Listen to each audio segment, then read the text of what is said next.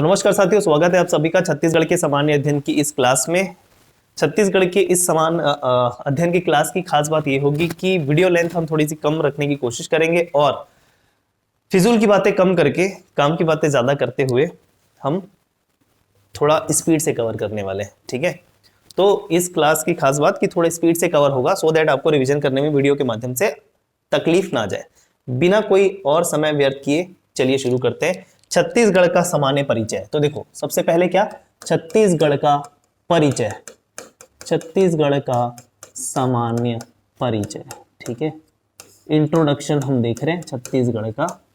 चलिए कहां से शुरू किया जाए छत्तीसगढ़ के परिचय का। अरे, छत्तीसगढ़ के परिचय की शुरुआत डेफिनेटली छत्तीसगढ़ राज्य गठन से होगी, है ना। छत्तीसगढ़ राज्य गठन से होगी। तो सबसे पहली बात कर लेते हैं छत्तीसगढ़ राज्य के गठन की। तो छत्तीसगढ़ राज्य का गठन हुआ कब? 1 नवंबर सन 2000 किस अधिनियम के तहत हुआ? मध्य प्रदेश पुनर्गठन अधिनियम सन 2000 के इस कानून के द्वारा 1 नवंबर सन 2000 को छत्तीसगढ़ पृथक राज्य का गठन हुआ। करेक्ट। अगर अनुच्छेद बोला जाए तो भारतीय संविधान का अनुच्छेद 2 नए राज्यों के गठन का प्रावधान करता है। अनुच्छेद 3 भी नए राज्यों के गठन का प्रावधान करता है, लेकिन अनुच्छेद 2 में वो राज्य आएंगे जिनका नया गठन हो रहा है जो पहले से भारतीय सीमा में स्थित थे लेकिन अन्य राज्यों के नाम से थे। तो अन्य राज्यों की सीमा में, क्षेत्र में, नाम में परिवर्तन करके एक नया राज्य बना दिया। तो अनुच्छेद 2 भारतीय संविधान का किसी दूसरे भारतीय क्षेत्र के अलावा कोई बाहरी क्षेत्र है, ठीक है, विदेशी क्षेत्र है, उसको भारत में शामिल करके भारत का राज्य बना लिया। जैसे सिक्किम बना था, वो अनुच्छेद 3 के तहत आएगा। क्लियर है? तो अनुच्छेद 2 के तहत अब देखो, कई बार देखने को मिलता है कि भारतीय संघ में जो राज्य निर्माण होते हैं वो किसी संविधान संशोधन के द्वारा होते हैं। जी नहीं, संविधान संशोधन बोल जरूर देते हैं लेकिन संविधान संशोधन जैसा कुछ भी नहीं होता है राज्य गठन के समय। तो छत्तीसगढ़ राज्य गठन के समय कोई भी संविधान संशोधन नहीं हुआ क्योंकि ऑलरेडी संविधान में प्रोविजन है अनुच्छेद 2, उसके तहत बना लिया गया।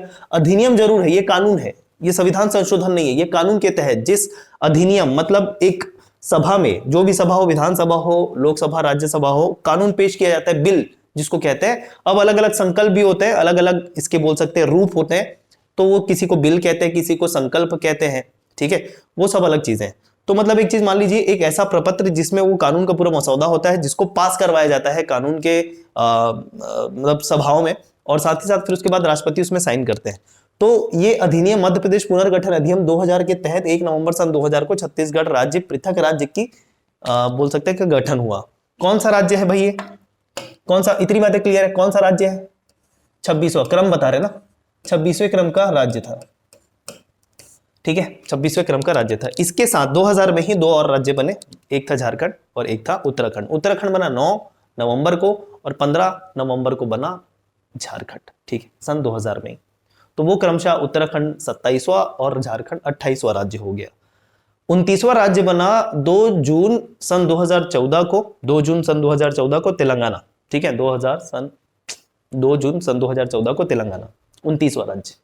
लेकिन वर्तमान में भारत में राज्यों की संख्या कितनी है? 28, क्योंकि आपको पता है 2018 में जब 370 धारा हटाई गई तो जम्मू कश्मीर से राज्य का दर्जा लेकर उसके 2 भाग करके 2 यूनियन टेरिटरी बना दिए गए।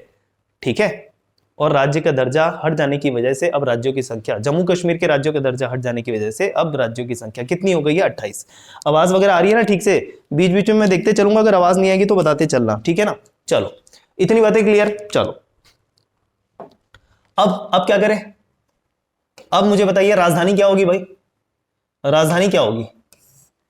राज्य का गठन हो गया, ठीक है, मध्य प्रदेश पुनर्गठन अधिनियम। देखो, जिस भी राज्य से नया राज्य बनेगा, जैसे मान लेते तेलंगाना आंध्र प्रदेश से बना, तो आंध्र प्रदेश के अधिनियम का क्या नाम होगा? मतलब सॉरी, तेलंगाना के बनने के पीछे अधिनियम का क्या नाम होगा?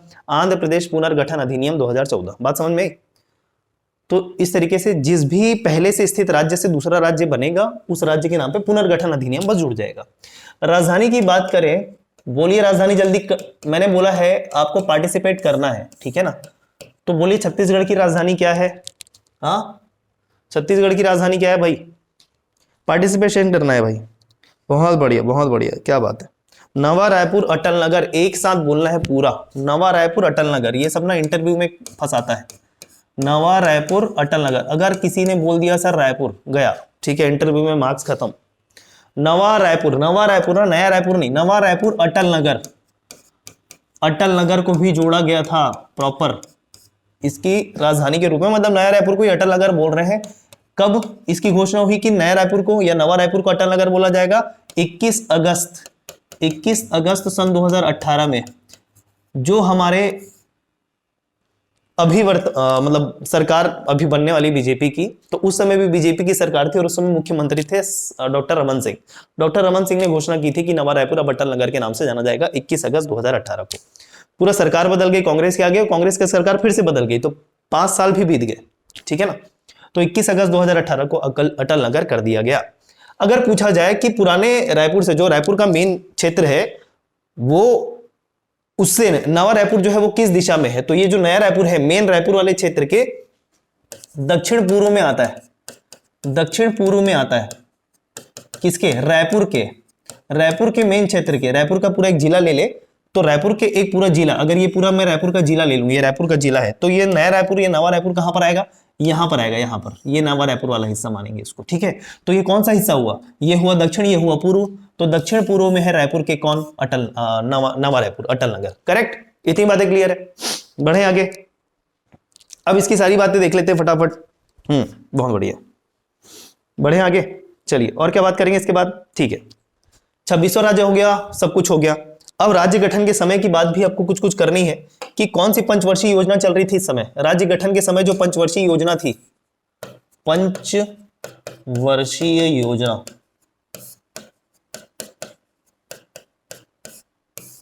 बोलिए, 9वीं पंचवर्षीय योजना चला करती थी, 2012 तक चली पंचवर्षीय योजना, उसके बाद खत्म हो गई, करेक्ट, ठीक है ना। तो पंचवर्षीय योजना 9वीं पंचवर्षीय योजना थी ये। और ये 9वीं पंचवर्षीय योजना कब से कब तक चल रही थी? 97 से 2002, 97 से 2002। इस समय देश के राष्ट्रपति थे, इनका भी कार्यकाल राष्ट्रपति का 97 से 2002 का ही था। वो थे KR नारायणन, KR नारायणन, ठीक है, KR नारायणन राष्ट्रपति। तो राज्य गठन के समय राष्ट्रपति KR नारायणन। अगर प्रधानमंत्री की बात की जाए तो प्रधानमंत्री जो है 1998 से कार्यकाल 2004 तक का अटल बिहारी वाजपेयी, बीजेपी की सरकार थी, तो प्रधानमंत्री थे इस समय राज्य गठन के समय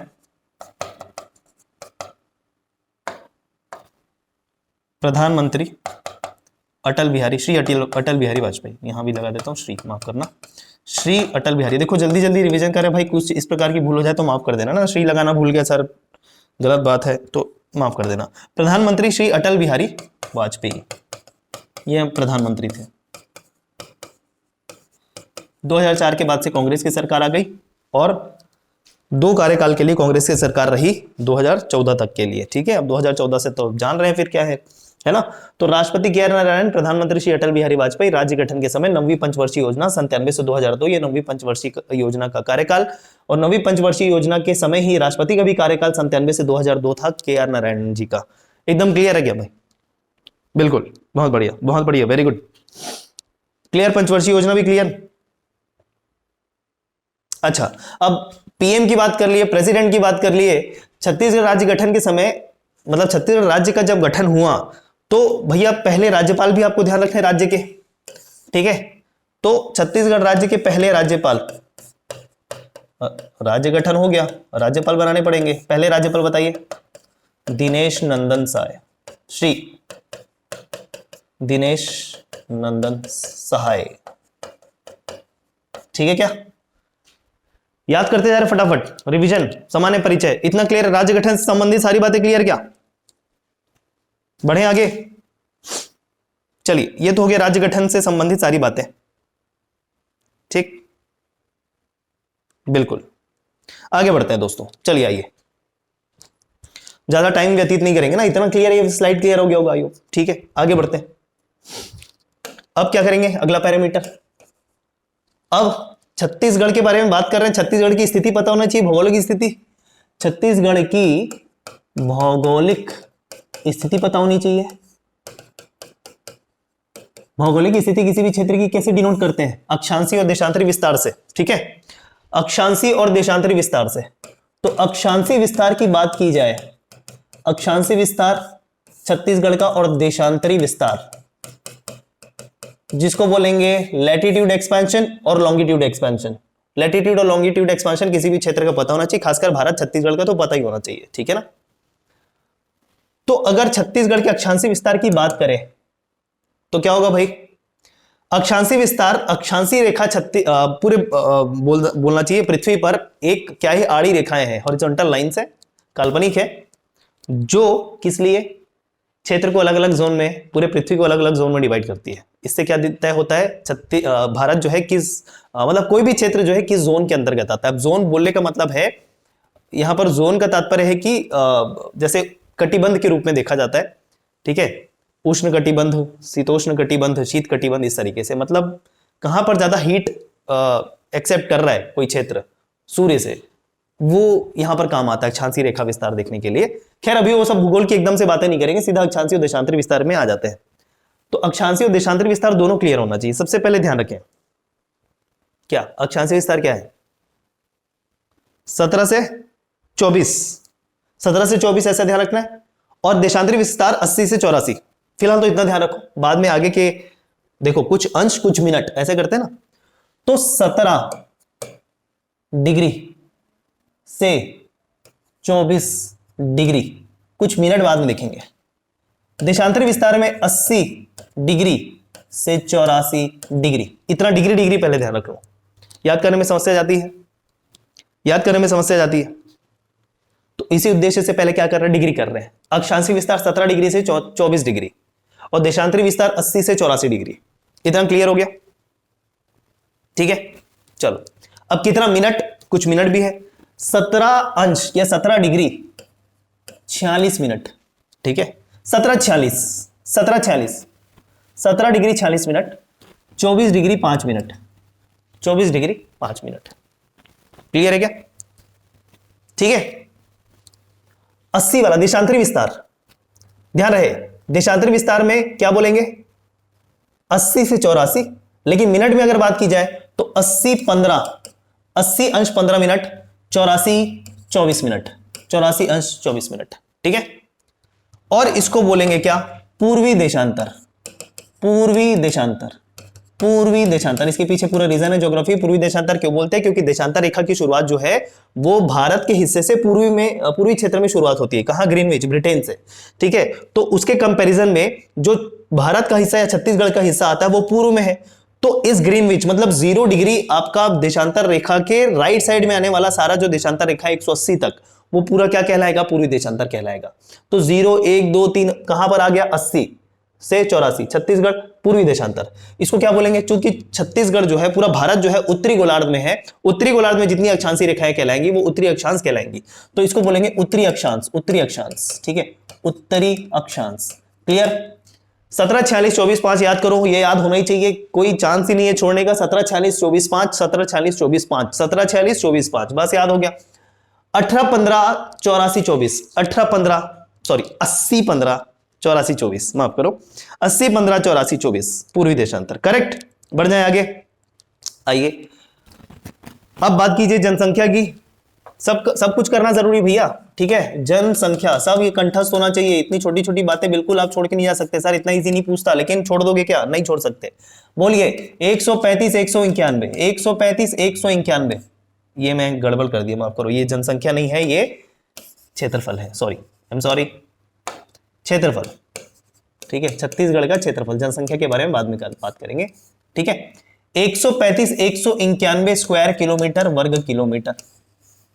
135 191 वर्ग किलोमीटर। कहीं कहीं पर 135 192 वर्ग किलोमीटर भी है। जनरली 191 ले लिया जाता है, और 192 191 करके ऑप्शन में एक साथ नहीं देगा कभी भी।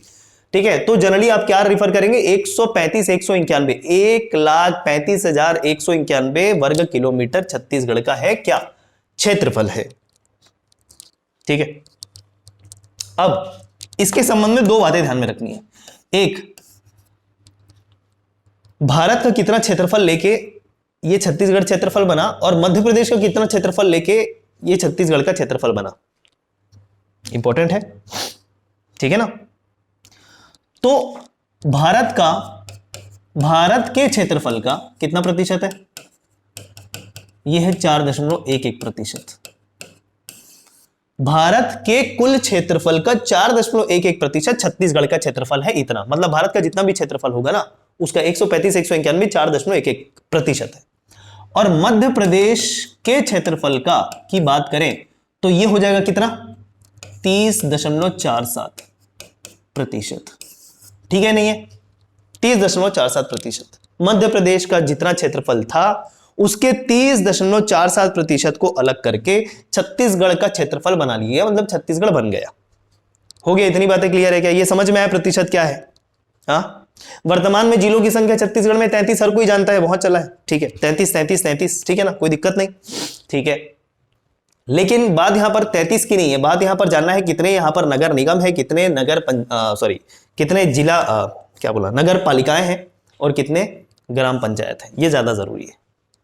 ठीक है, ग्राम पंचायत हाँ ग्राम पंचायत और नगर पंचायत भी देखना पड़ेगा, कितने कितने हैं ये सब आपको देखना पड़ेगा। चलिए देखें, आइए देखते हैं क्या क्या करेंगे। सबसे पहले बात कर लेते हैं प्रशासनिक ढांचे की। प्रशासनिक ढांचा, प्रशासनिक ढांचा नहीं बोलना चाहिए, क्या बोलना चाहिए? प्रशासनिक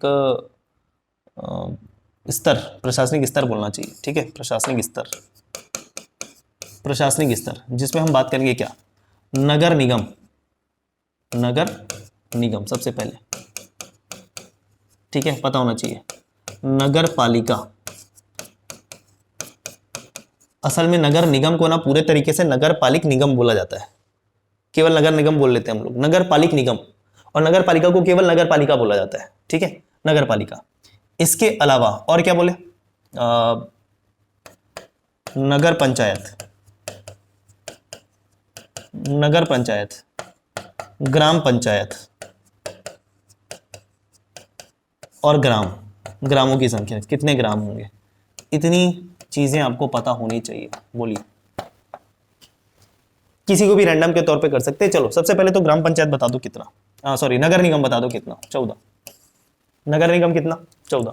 क्लियर है? नगर निगम कितना? 14। ठीक, आगे बात करें, नगर पालिका कितना? 43। नगर पालिका कितना? 43। ठीक है भाई, बहुत बढ़िया, सबको डेटा भी याद है। अच्छा, अभी तो कोई इसके बारे में नहीं बताया, सॉरी, इसके बारे में भी कोई नहीं बताया। नगर निगम 14, नगर पालिका कितना? 43। और बताइए नगर पंचायत कितने हैं? 109। कितने? 109। ठीक है, 109। चल, ग्राम पंचायतों की संख्या देखो, ग्राम पंचायतों की संख्या कैसे याद करेंगे? 11 छक्का 66, 11 छक्का 66 और लगा देना 4, 11 छक्का 66 4, 11 66 4, 11 66 4। ठीक है, 11 66 4 ग्राम पंचायतों की संख्या। क्लियर? ग्रामों की संख्या 20 30 7, 20 30 7। ठीक, क्लियर? क्लियर? इतना याद हो गया था? इतनी चीजें याद होनी चाहिए, नगर निगम, नगर पालिका, नगर पंचायत, ग्राम पंचायत, ग्राम, इतनी चीजें आपको कम से कम क्लियर होनी चाहिए। बढ़ जाएं आगे, चलो आगे बढ़ते हैं। इतनी चीजें क्लियर? ठीक है, एकदम ज्यादा फास्ट तो नहीं हो रहा है, जो लाइव जुड़े हैं बता सकते हैं भाई। अब अगला क्या करें? चलिए अब कर लेते हैं जनसंख्या। ठीक है, जनसंख्या।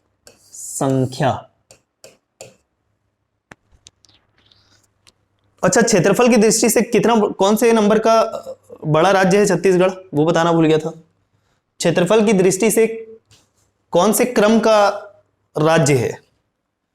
क्षेत्रफल की दृष्टि से 9वें क्रम का राज्य है ये ना, क्षेत्रफल की दृष्टि से 9वां बड़ा राज्य है। जम्मू कश्मीर के यूनियन टेरिटरी बन जाने के बाद पहले 10 लिया जाता था, हालांकि मेरे ध्यान में है कि ना आंसर शुरू से 9 लिया जा रहा था, इवन जम्मू कश्मीर जब राज्य था तब भी। तो 9वां बड़ा राज्य है ये क्षेत्रफल की दृष्टि से, 9वां बड़ा राज्य, ठीक है। अब जनसंख्या की बात करें तो जनसंख्या कितना है, 2.55 करोड़ ऐसा बोल सकते हो, बिल्कुल काम चल जाएगा। 2.55 करोड़ 2011 की जनगणना के अनुसार 2.55 करोड़। अगर नहीं करना है तो कैसे करोगे, दो पूरा डिटेल में करना है, अगर 2.55 198, ये पूरी जनसंख्या है छत्तीसगढ़ की। केवल 2.55 करोड़ कह सकते हो, क्योंकि देखो इकाई, दहाई, सैकड़ा, हजार, 10,000, लाख, 10 लाख, करोड़ हो रहा है, 2.55 करोड़ बोल सकते हो एक साथ, ठीक है। 2.55 करोड़ या 255 लाख ऐसा भी बोल सकते हो, या फिर पूरा डिटेल में करना है तो 2.55 जनसंख्या।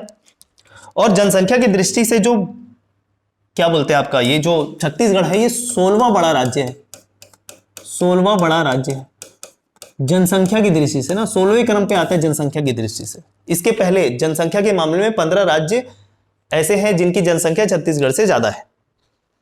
क्लियर एकदम, बिल्कुल 16वां करेक्ट, ठीक। 2.55 198 याद हो गया, ये सब याद होना चाहिए, सब छोड़ के बिल्कुल नहीं जा सकते, इस कारण इस उद्देश्य से ही करा रहा हूं मैं, इस उद्देश्य से ही करा रहा हूं।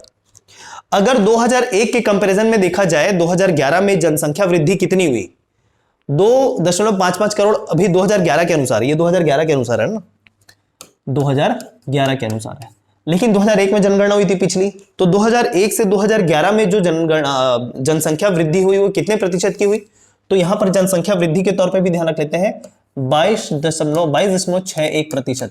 ये क्या है, जनसंख्या वृद्धि दर है, जनसंख्या वृद्धि दर है, ठीक है, वृद्धि दर, जनसंख्या वृद्धि दर, करेक्ट। 22.61% जनसंख्या वृद्धि दर है ये 2001 से 2011, ये 2001 से 2011, करेक्ट। 22.61% जनसंख्या वृद्धि दर, क्लियर इतनी बात।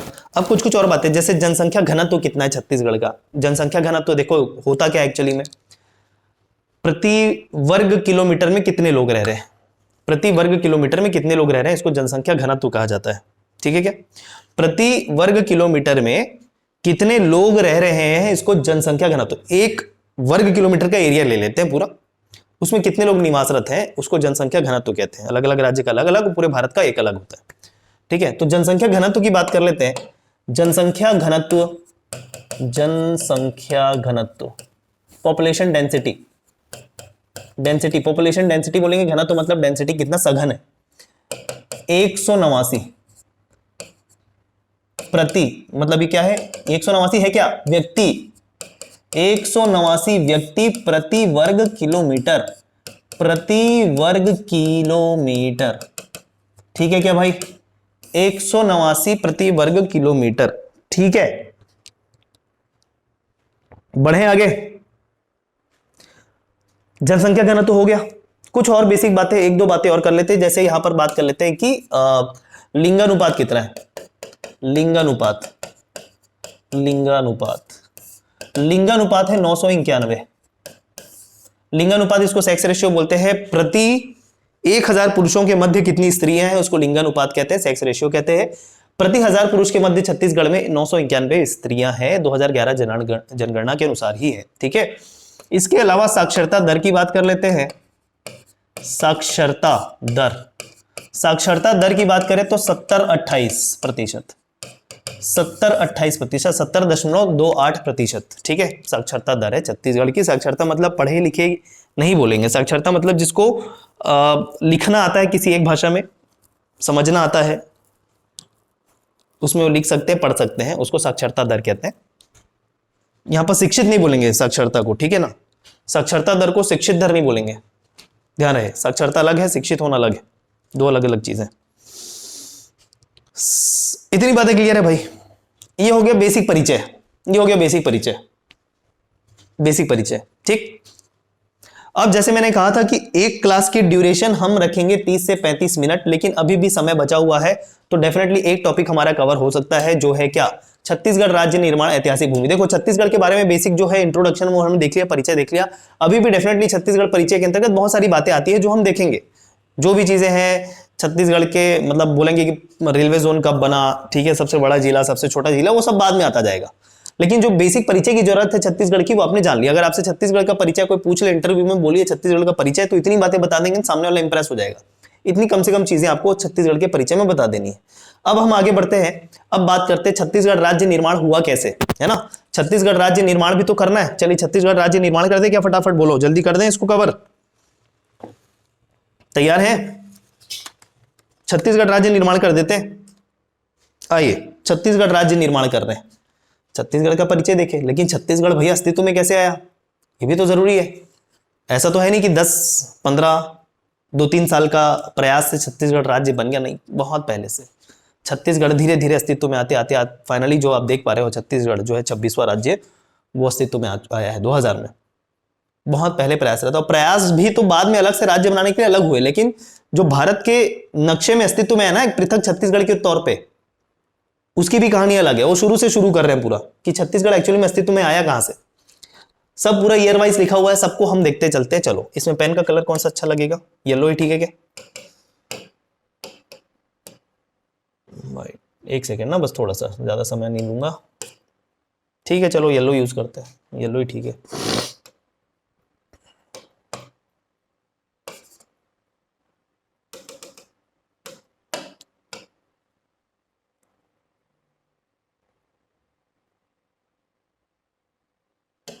चलो ठीक है येलो यूज करते हैं। हाँ चलो, छत्तीसगढ़ राज्य निर्माण महत्वपूर्ण तिथियां, छत्तीसगढ़ अस्तित्व में कैसे आया उसकी बात हम कर रहे हैं फटाफट। 1741, 1854, 55, एक स्लाइड में ना पूरा ईयर एक साथ ध्यान रखेंगे। 1861, ठीक है 1861। आइए शुरू करें। 1741 वो वर्ष है जब छत्तीसगढ़ क्षेत्र में मराठों का आक्रमण हुआ, मराठों का आक्रमण हुआ सर्वप्रथम। और जब छत्तीसगढ़ में मराठों का आक्रमण हुआ तो छत्तीसगढ़ के क्षेत्र को मराठों ने अपने क्षेत्र के अंतर्गत मिला लिया, अधीन कर लिया। और एक तरीके से यहां पर जो मराठे आए वो नागपुर के मराठा आए, तो नागपुर क्षेत्र उस समय बहुत बड़ा क्षेत्र था मराठों का, भोसलों का। तो नागपुर क्षेत्र जो महाराष्ट्र का हिस्सा है अभी, अपने आप में एक अलग प्रेसिडेंसी थी पूरी सी, मतलब पूरा एक क्षेत्र था, शासन क्षेत्र था मराठों के लिए। तो इस नागपुर के अधीन आ गया छत्तीसगढ़। तो ये छत्तीसगढ़ का हिस्सा, ये महाराष्ट्र का हिस्सा, थोड़ा मध्य प्रदेश का हिस्सा, पूरा मिला के एक क्षेत्र था मराठों के अधीन, ठीक है। तो जैसे ही मराठों का आक्रमण छत्तीसगढ़ में हुआ 1741 में, छत्तीसगढ़ आ गया मराठों के अधीन, मतलब वो आ गया नागपुर के अधीन। क्यों नागपुर बोल रहे हैं? क्योंकि उस समय नागपुर राजधानी हुआ करती थी। राजधानी क्या हुआ करती थी? नागपुर। तो नागपुर के अधीन आ गया। अभी एक साथ मिलकर बात करेंगे, अभी अब छत्तीसगढ़ पृथक नहीं चल रहा है, अभी केवल छत्तीसगढ़ के क्षेत्र की मराठों के अधीन आने की बात कर रहे हैं, जो नागपुर के अंतर्गत आ गया। राजधानी उस समय मराठों की क्या थी? नागपुर थी। तो 1741 में पहले बात कर रहे हैं, छत्तीसगढ़ के क्षेत्र पहले मिल गया नागपुर में, ठीक है। अगला बात करते हैं 1854-55 की। 1854-55, ये कलर मजा नहीं आ रहा, थोड़ा और दूसरा।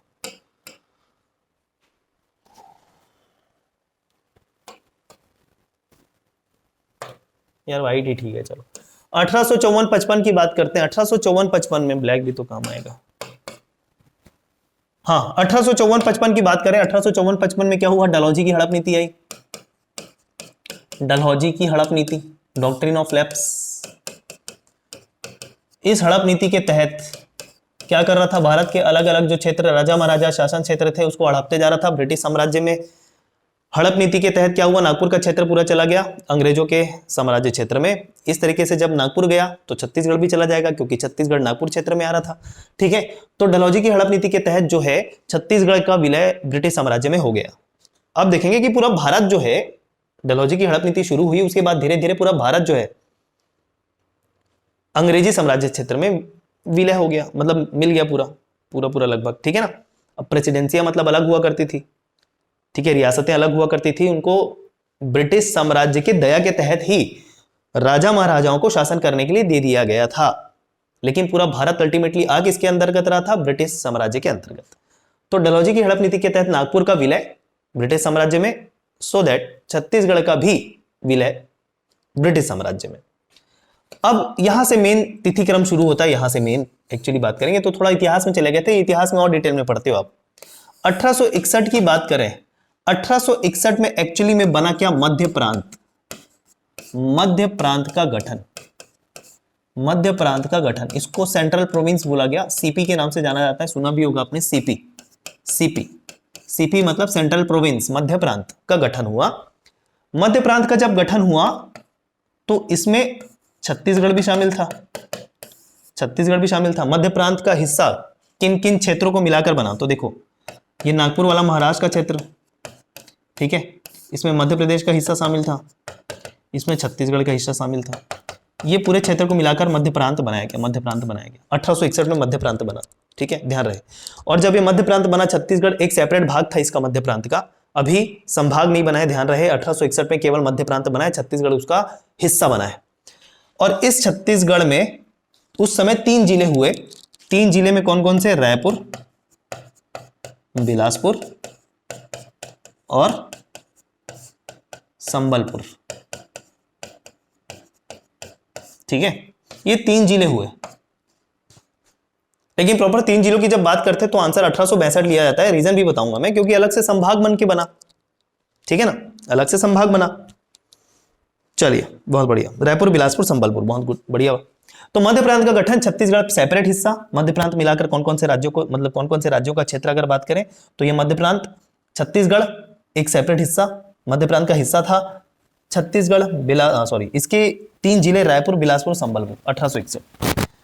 1861 के बाद जो महत्वपूर्ण है 1862, जस्ट 1 साल बाद, इसमें ना यही मध्य प्रांत के अंतर्गत जो है 5 संभाग बनाए गए, 5 संभाग। अब 5 संभाग के नाम भी आप चाहे तो ध्यान में रख सकते हैं। 5 संभाग बनाए गए मध्य प्रांत के, ना ये मध्य प्रांत के 5 संभाग बनाए गए। मध्य प्रांत का गठन हो गया 1861 में, फिर 1 साल बाद ना उसी मध्य प्रांत के अंतर्गत 5 संभाग बना दिए गए। जैसे छत्तीसगढ़ में भी 5 संभाग है, उस समय मध्य प्रांत का 5 संभाग बनाया गया, जिसमें छत्तीसगढ़ एक संभाग अलग से था। कौन कौन सा 5 संभाग, नाम याद कर लो।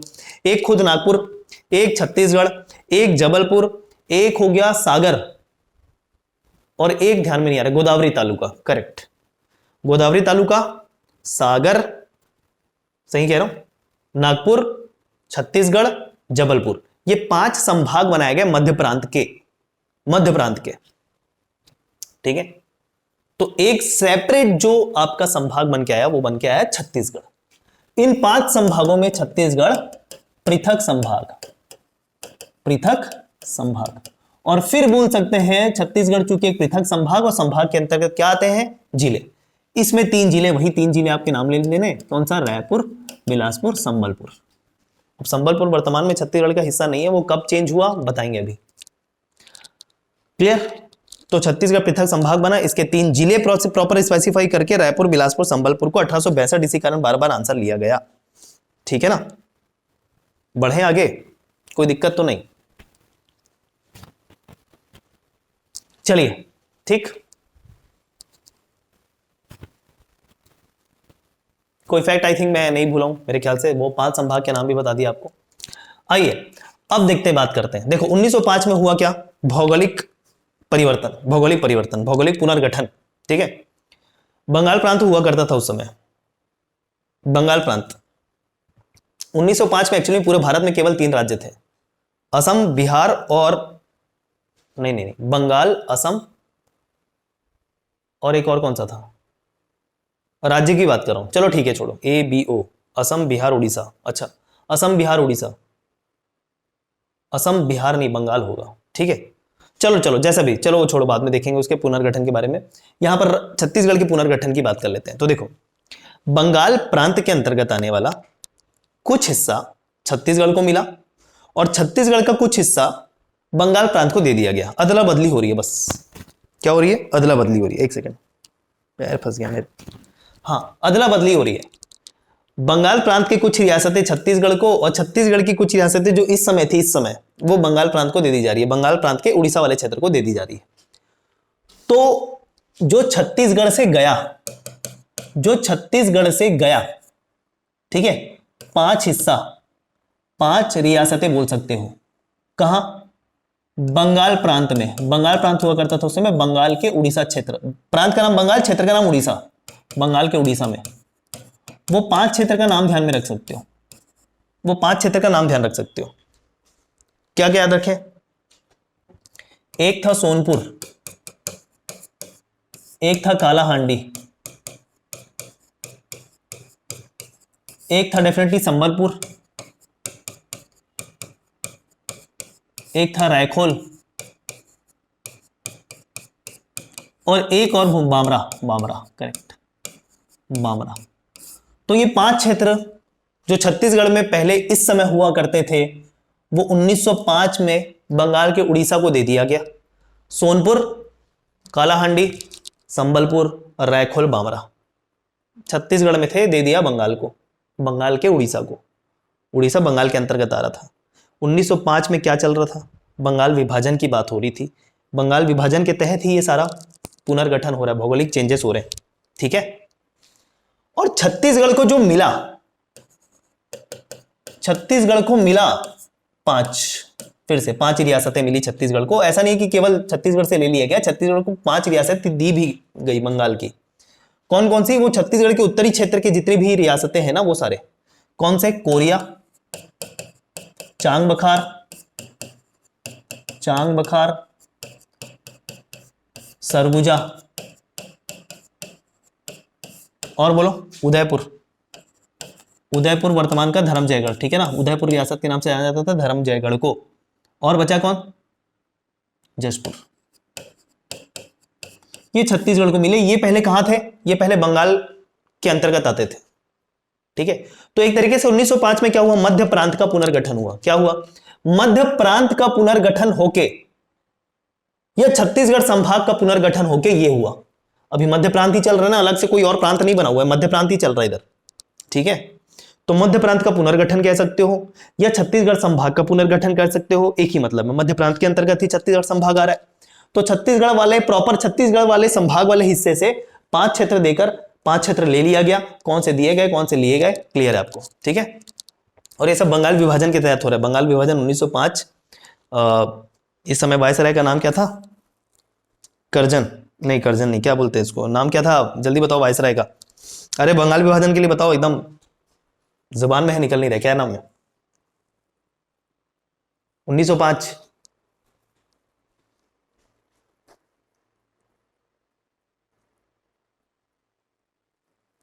अरे यार जल्दी बोलो यार, मेरे दिमाग अटक गया उधर। चलो खैर आगे बढ़े, बता दो एक बार कमेंट करके अगर जिसका आया जवाब। बंगाल विभाजन किसने किया था?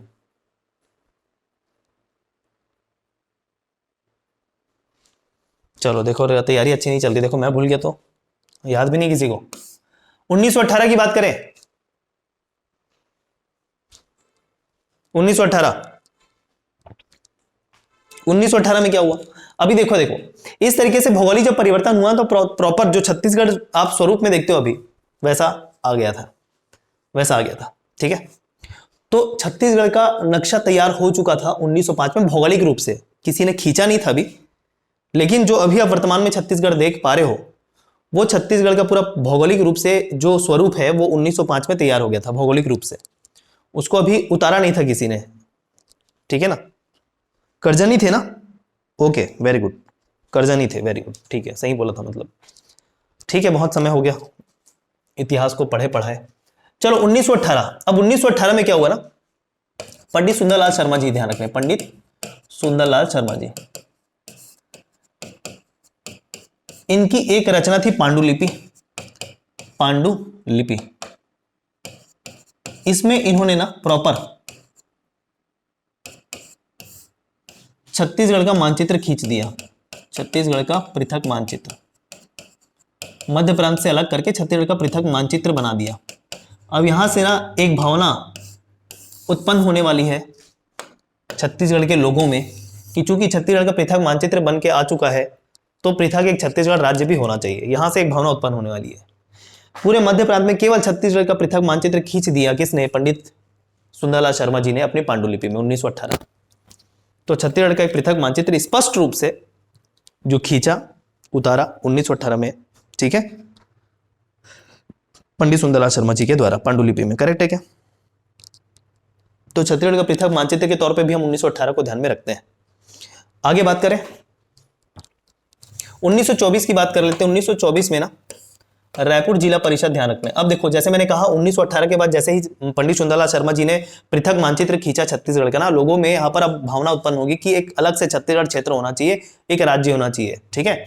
तो यहां से अब देखेंगे छत्तीसगढ़ पृथक राज्य निर्माण के पीछे जो भी कारक थे वो, ठीक है।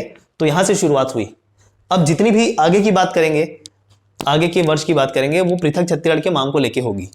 जैसे सबसे पहले 1924 में रायपुर जिला परिषद के द्वारा, रायपुर जिला परिषद द्वारा पृथक छत्तीसगढ़ की मांग की गई। सर्वप्रथम पृथक छत्तीसगढ़ की मांग की गई, पृथक छत्तीसगढ़ की मांग की गई 1924 में। रायपुर जिला परिषद, ध्यान रखना है, रायपुर जिला परिषद, Raipur district council English medium वाले कह सकते हैं, रायपुर डिस्ट्रिक्ट काउंसिल, ठीक है। 1924 रायपुर जिला परिषद, ठीक है ना। सबसे पहले छत्तीसगढ़ पृथक राज्य की मांग, सबसे पहले पृथक छत्तीसगढ़ की मांग रायपुर जिला परिषद, ठीक है, 1924। क्लियर है क्या? बढ़े आगे। अभी देखो इसको ना प्रथम औपचारिक मांग भी कह सकते हैं, प्रथम औपचारिक मांग भी कह सकते हैं, क्योंकि रायपुर जिला परिषद ही कर रहा है व्यवस्थापिका में। व्यवस्थापिका मतलब वही जो व्यवस्था वगैरह करती है, ठीक है, उसमें व्यवस्थापिका बोल देते थे। तो प्रॉपर एक तरीके से विधायी मांग या औपचारिक मांग, विधायी रूप से, कानूनी रूप से मांग कर रहे हैं ऑफिशियली, औपचारिक मांग या विधायी मांग, प्रथम रायपुर जिला परिषद या प्रथम मांग रायपुर जिला परिषद, जो भी बोले, ठीक है। प्रथम मांग बोल लीजिए, प्रथम विधायी मांग बोल लीजिए, प्रथम औपचारिक मांग बोल लीजिए, रायपुर जिला परिषद व्यवस्थापिका में, मध्य प्रांत के व्यवस्थापिका में किया, ठीक है। बढ़े आगे। 1924 तक क्लियर है क्या? 1924 तक क्लियर है। चलो 1925 एक डेट आप डाल के लिख सकते हो, उतना इंपॉर्टेंट मुझे लगता नहीं वो फिलहाल। एक सूधी संघ करके ध्यान रखना, छत्तीसगढ़ सूधी संघ, छत्तीसगढ़ सूधी संघ 1925, 1924 के बाद 1925 आप डाल सकते हो, छत्तीसगढ़ सूधी संघ, ठीक है, छत्तीसगढ़ सूधी संघ। डॉक्टर शिवदास पांडे का नाम ध्यान रखना इसमें, डॉक्टर नहीं पंडित, माफ करो, पंडित शिवदास पांडे जी का नाम ध्यान रखना है। पृथक छत्तीसगढ़ मांग को लेकर था ये संघ जो है, चाहे तो ऐड कर सकते हैं, नहीं तो मैं डायरेक्ट 1939 से बताता हूं। अगला 1939, ठीक है। अभी त्रिपुरी अधिवेशन हुआ कांग्रेस का, इंडियन नेशनल कांग्रेस का त्रिपुरी अधिवेशन, अधिवेशन, अधिवेशन, ठीक है। इंडियन नेशनल कांग्रेस, भारतीय राष्ट्रीय कांग्रेस का त्रिपुरी अधिवेशन आयोजित हुआ। त्रिपुरी मतलब मध्य प्रदेश के अंतर्गत आने वाला क्षेत्र त्रिपुरी। त्रिपुरी में अधिवेशन हुआ इंडियन नेशनल कांग्रेस का, उसमें गए पंडित सुंदरलाल शर्मा जी अटेंड करने के लिए, पंडित सुंदरलाल शर्मा जी। और पंडित सुंदरलाल शर्मा जी ना वहां पर जाकर पृथक छत्तीसगढ़ की मांग कर ली, एक छत्तीसगढ़ पृथक राज्य होना चाहिए, ऐसा करके जाके मांग किया पंडित सुंदरलाल शर्मा जी ने त्रिपुरी अधिवेशन में, ठीक है। आगे बात करते हैं 1946। 1946 आजादी के एक वर्ष पहले डॉक्टर खूबचंद बघेल जी का नाम ध्यान रखना है, डॉक्टर खूबचंद बघेल जी, ठीक है। छत्तीसगढ़ शोषण विरोधी मंच, छत्तीसगढ़ शोषण विरोधी मंच की स्थापना, और इस मंच के माध्यम से भी डॉक्टर खूबचंद बघेल ने पृथक छत्तीसगढ़ की मांग कर ली, ठीक है क्या। शोषण विरोधी मंच, मैं थोड़ा सा गड़बड़ कर दिया, खूबचंद बघेल ने ठाकुर प्यारेलाल सिंह आएंगे, sorry I am sorry, Thakur Pyarelal Singh आएंगे ना, यहां पर इसको करेक्ट कर लेना, ठाकुर प्यारेलाल सिंह, ठाकुर प्यारेलाल सिंह। खूबचंद बघेल जी बाद में आएंगे, 1956 में आएंगे, ठाकुर प्यारेलाल, ठीक है। ठाकुर प्यारेलाल के द्वारा छत्तीसगढ़ शोषण विरोधी मंच का गठन किया गया। इस मंच के माध्यम से उन्होंने पृथक छत्तीसगढ़ की मांग की, पृथक छत्तीसगढ़ की मांग की, करेक्ट। एक सेकेंड, आवाज वगैरह सही से आ रहा है? सॉरी, ठाकुर प्यारेलाल सिंह, करेक्शन करवा दिया मैंने, ठाकुर प्यारेलाल सिंह, छत्तीसगढ़ शोषण विरोधी मंच 1946, एक साल पहले, करेक्ट। अभी ठीक है, बढ़ जाए आगे। अगला फिर डेफिनेटली भारत आजाद हो गया 1947 में। तो जब भारत आजाद हुआ तो छत्तीसगढ़ भी अभी मध्य प्रांत के अंतर्गत ही चल रहा है, अभी मध्य प्रदेश जैसा कुछ नहीं आया, अभी मध्य प्रांत ही चल रहा है, ध्यान रखना। मध्य प्रदेश 1956 में आएगा, मध्य प्रदेश अभी मध्य प्रांत ही चल रहा है। फिर 1948 में बात करेंगे, आजादी के एक वर्ष पहले, तो छत्तीसगढ़ की जितनी भी रियासतें थी भारत संघ में विलय हो गया उसका। भारत के लगभग पूरे रियासतों का विलीनीकरण जो है 1 जनवरी 1948, हालांकि कुछ 3 रियासतें रह गई थी, लगभग रियासतों का विलीनीकरण 1948 1 जनवरी तक हो चुका था। तो छत्तीसगढ़ के भी जो 14 रियासतें थी 1 जनवरी 1948 को उसका भारत संघ में विलय हो गया। तो 1947-48 मतलब छत्तीसगढ़ पृथक मांग को लेके कोई इंपॉर्टेंट डेट नहीं है करके वो मैं नहीं बता रहा हूँ, अगला डेट आपको 1955 और फिर उसके बाद 1956 ध्यान रखना है, जो इंपॉर्टेंट है, ठीक है ना। 1955 और 1956 चीजें क्लियर होती जा रही है क्या? बात करें, चलो। 1955 में ठाकुर रामकृष्ण सिंह का नाम ध्यान रखना। 1955 में ठाकुर रामकृष्ण सिंह का नाम ध्यान रखना। ठाकुर रामकृष्ण सिंह। मध्य प्रांत की जो विधान सभा थी, मध्य प्रांत की जो विधानसभा थी उसमें ठाकुर रामकृष्ण सिंह ने भाषाई आधार पर एक पृथक छत्तीसगढ़ राज्य की मांग की थी। अब भाषाई आधार पर डेफिनेटली छत्तीसगढ़ को भाषा का दर्जा अभी भी नहीं मिला, लेकिन यहां पर की एक अलग बोली थी जिसको भाषा के रूप में भी दर्जा दिया जा सकता है, क्योंकि एक पृथक ग्रामर वगैरह है, वो बात की बात है, वो अलग बात है। लेकिन चूंकि इस अंचल में छत्तीसगढ़ के लोगों के द्वारा छत्तीसगढ़ी बोली बोली जा रही थी, तो इसी भाषाई आधार पर ठाकुर रामकृष्ण सिंह ने सोचा क्यों ना इस भाषाई आधार पर एक पृथक छत्तीसगढ़ बना दिया जाए। क्योंकि इस समय जब बात करें, सबसे पहले 1948 में जेवीपी समिति बनी थी राज्यों के निर्माण को लेकर, क्योंकि जैसे ही भारत आजाद हुआ अलग अलग राज्यों की मांग उठने लगी अलग अलग क्षेत्रों से। तो जेवीपी का फुल फॉर्म है जवाहरलाल नेहरू वल्लभ भाई पटेल, वी से, और पी से पट्टाभी सीतारामैया। इसको लेके एक समिति बनी कि क्या भारत में पृथक राज्य बनाए जा सकते हैं भाषाई आधार पर।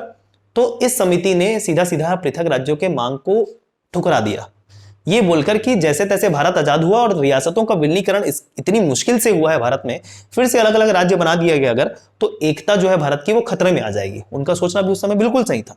तो 1948 में बनी ये जेवीपी समिति ने पृथक राज्यों के निर्माण को, जिसका आधार भाषाई आधार था, खारिज कर दिया। लेकिन समय समय पर राज्यों के निर्माण को लेकर मांग उठती रही और आंदोलन का रूप भी लेने लगी, और ये स्थिति गंभीर तब हो गई जब 1955 का समय आया, ठीक है। तेलंगाना वाले आंध्र प्रदेश वाले क्षेत्र में ये आंदोलन राज्यों को लेकर भाषाई आधार पर कुछ ज्यादा ही उग्र हो गया। कुछ एक लीडर की मृत्यु भी हो गई जिसका नाम था पोट्टी श्री रामल्लू जी। तो वहां पर उग्र हो गया काफी जो आंदोलन है। तो इस बात को ध्यान में रखते हो, और ऐसा नहीं है कि उस आंदोलन के फलस्वरूप ही राज्यों का गठन होगा, नहीं।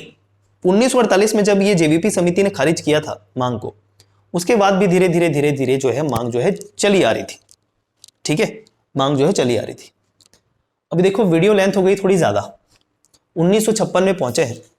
1956 के बाद इतनी सारी चीजें और करनी है, तो एक काम करते हैं, क्योंकि वीडियो की लेंथ मैंने सोची थी कि मैं कम ही रखूंगा, तो अभी भी 45 मिनट से प्लस जा चुका है वीडियो, तो इसको ना नेक्स्ट क्लास में कर लेते हैं, ठीक है, इसको नेक्स्ट क्लास में कंटिन्यू कर लेते हैं।